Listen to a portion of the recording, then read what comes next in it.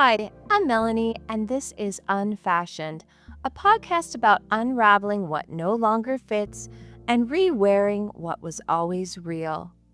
This season is about breaking a garment down piece by piece: the label, the care instructions, the fabric, the seams, the thread. Each part holds its own meaning, and each one opens a different way of thinking about how we move through our lives. Lately, I've been looking at my closet differently. Instead of thinking about outfits or trends, I've been paying attention to what a garment actually is made of. I have been looking closely at small details we usually overlook once something in our lives becomes familiar. We began with labels, the names, the sizes, stitched inside our clothes that suggest identity, belonging, and status before we even try something on. Labels give us language. They tell us how something is meant to be seen. But a garment does not stop at the label. If you look a little further inside, you will find another tag. It is smaller and quieter, but just as influential. It offers instructions about how the garment should be handled, how it should be treated, and how carefully it needs to be cared for. This episode begins there. Today, we turn our attention to care.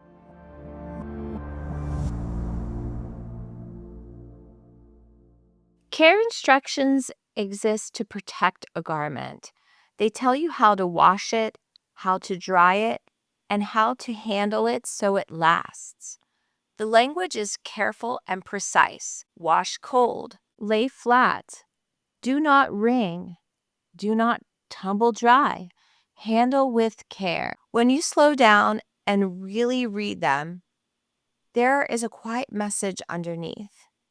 Be careful, move gently, avoid damage. That language feels familiar because most of us have learned similar instructions long before we ever read a care label.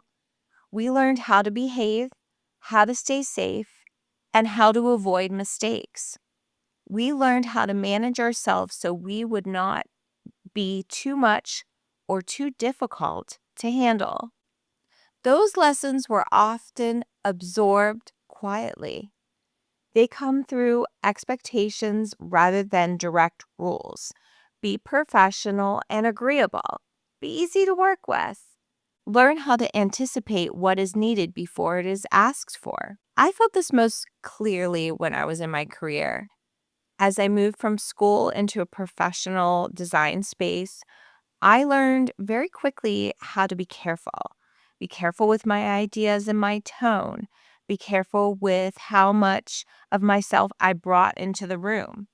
I learned how to read expectations and adjust instinctively. That kind of care was rewarded and made things smoother.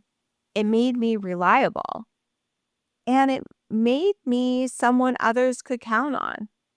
At first, those instructions felt supportive. They offered structure and predictability. They helped things function. Just like with clothing, following the rules made things last longer. But over time, things slowly changed. Being careful began to feel like being contained. I noticed myself editing before listening, managing instead of exploring, and holding shape instead of stretching. Care slowly stopped being about protection and started becoming a way of staying accepted. This is where care can turn into control. We begin monitoring ourselves closely. We avoid risk and we prioritize preservation over experience. Without realizing it, we start living as if our job is to maintain the form we already fit into, rather than allowing ourselves to move and change. Care instructions were not written with harm in mind. They exist because something is valued, because it matters. But sometimes in trying to keep something intact, we forget it was also meant to be lived in.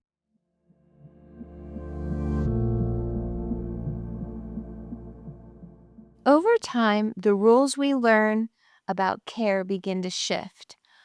What once felt like guidance slowly becomes responsibility and eventually something we carry without questioning.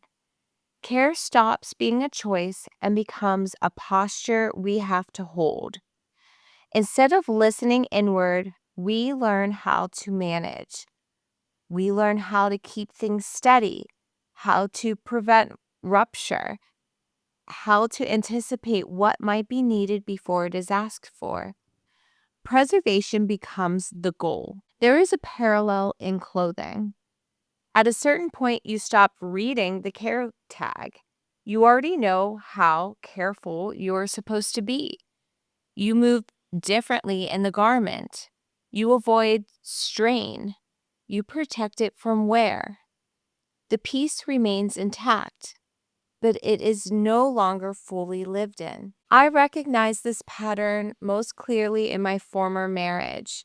For a long time, care meant tending to everything and everyone else. It meant being attentive and patient and emotionally available. It meant keeping the household running, the emotional temperature regulated, and the larger structure intact. I learned how to sense what was needed and respond quickly. I learned how to smooth things over before they became problems. That kind of care was consistent and it was quiet. It rarely was acknowledged because it was reliable, and over time, it became expected. What I did not realize at first was how one sided that care had become. I was so focused on maintaining stability that I stopped noticing the absence of care coming back towards me. My needs grew smaller, my voice softened, parts of me went unexpressed because they did not fit into the role I was holding. Care slowly turned into self erasure, not all at once, but gradually. I stayed attentive to everyone else while losing track of myself. I remained present while becoming less visible. The structure held, but I felt myself disappearing inside it. This is how care tightens. It becomes less about mutual support and more about endurance. You keep going because things depend on you. You stay careful because disruption feels dangerous. You learn to survive inside a role that leaves very little room for you to be your real self. Eventually, the instructions narrow. There is less space for honesty that might unsettle the balance. Less room to ask what you need or whether the care you are giving is ever returned. Without realizing it, you begin living as if your own needs were something to manage quietly rather than something that deserves attention. This is where pressure forms, not from conflict, but from imbalance, from caring deeply while no longer being cared for, from holding something together at the cost of losing yourself inside it.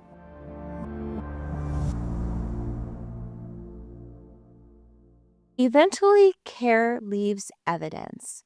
In clothing, it appears slowly. Fabric softens where it has been handled most. Seams relax. Areas of movement grow thinner with time. Nothing announces itself as broken. The garment simply begins to show where life has passed through it. The body carries wear in much the same way. When care has been uneven for too long, the effects are subtle at first. Energy fades more quickly. Tension settles into a place it never used to live. There is a growing sense of distance between you and what you are doing each day and how present you feel while doing it. This is often when intuition begins to surface, not as clear directive, but as a quiet persistence, a feeling that something has shifted, a sense that the way things are being handled no longer match what is needed. You may not be able to explain it yet, but the awareness is there. A garment can look perfectly fine on the hanger and still feel wrong the moment you put it on. Nothing about it has failed. The fit was not suddenly changed. What was changed is the relationship between the garment and the body wearing it. Life works the same way. You can keep showing up, keep doing what is expected, and still feel the strain underneath. Care that once sustained you begins to exhaust you. What was manageable becomes heavy. What felt stable starts to feel restrictive. Wear is not a sign of failure. It is a record of use, of time, and of devotion. But when wear is ignored, it deepens. Fabric eventually weakens. Bodies eventually push back. There comes a moment when continuing as before costs more than it preserves. This is the pause before something shifts, the quiet recognition that care cannot remain one-sided. The moment when you begin to wonder whether the way you have been holding everything together is the same way you want to keep living. Garments are created to be worn, not protected indefinitely. Fabric is meant to soften, stretch, and respond to the body that lives inside it. Time and movement give clothing its character, and without that exchange, something essential never develops. People are no different. A life cannot be sustained through management alone. When every decision is shaped by caution and every reaction is measured to avoid disruption, your attention shifts away from the present. Following every rule requires consistent awareness. You begin tracking yourself instead of trusting yourself. Energy is spent maintaining stability rather than exploring what feels true. Over time, that vigilance dulls spontaneity and it limits emotional range even when everything appears to be functioning well. The cost of this carefulness rarely announces itself. It arrives quietly as emotional fatigue, as a subtle distance from desire, as a growing sense that joy requires effort. Nothing has collapsed, but something has thinned. In clothing, this is the garment that remains pristine but unfamiliar. It looks correct, yet it never fully belongs to the body wearing it. The lack of wear has preserved it, but it also prevented it from becoming personal. In life, rules can begin to replace honesty. Responses become rehearsed. Choices are filtered through obligation. You continue doing what works because it has always worked, even when it no longer feels aligned with who you are becoming. It is important to ask who benefits from this level of restraint. Often, structures remain intact, relationships stay predictable, systems continue without disruption. What goes unnoticed is the cost of the person maintaining the stability. Strict adherence to every rule may prevent you from breaking, but it also can prevent you from fully living. Preservation shapes us, but it can't not substitute for vitality. Eventually, the question moves away from how to maintain what exists and towards whether it's still being lived in from the inside. Over time, you begin to notice that the way you have been caring for everything may not include yourself. The original instructions focused on keeping things intact, but they did not account for how much you could carry or how long you would be able to carry it. With clothing, wear teaches you this. A garment responds to attention. It needs different handling once it has been lived in. What once required restraint may now need gentler treatment. Care shifts from following rules to responding to reality. The same adjustment happens internally. You begin to listen more closely to what you feel instead of defaulting to what you should do. You notice when something asks for a rest rather than endurance. You recognize when staying quiet costs more than speaking honestly. Caring for yourself starts to mean paying attention instead of pushing through. Rewriting the instructions does not require a dramatic change. It shows up in small decisions. You slow down without apologizing. You choose ease when effort is no longer necessary. You allow your needs to exist without negotiating them away. This kind of care is not indulgent. It is not responsive. It is rooted in listening to what has now been worn thin and what still feels strong. It acknowledges that care must change as life changes. When you begin treating yourself as something worth tending to rather than something to manage, the rules soften. The instruction becomes more flexible. Care becomes something that supports life instead of containing it.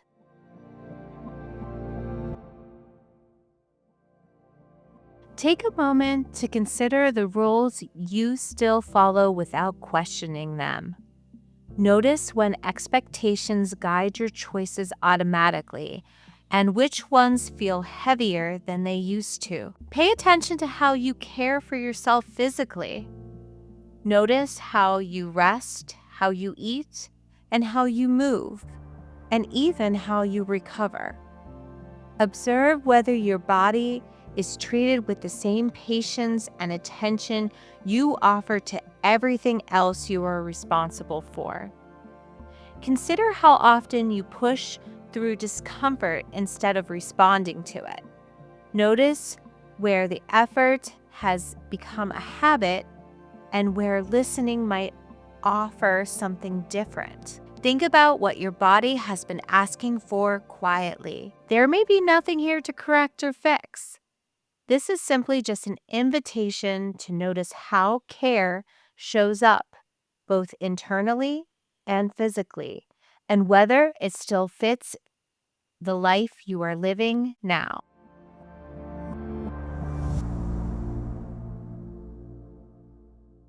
This season of Unfashioned is an invitation to slow down and look more closely, to turn a garment inside out and notice the parts we usually ignore: the labels, the instructions, the fabric, and the seams.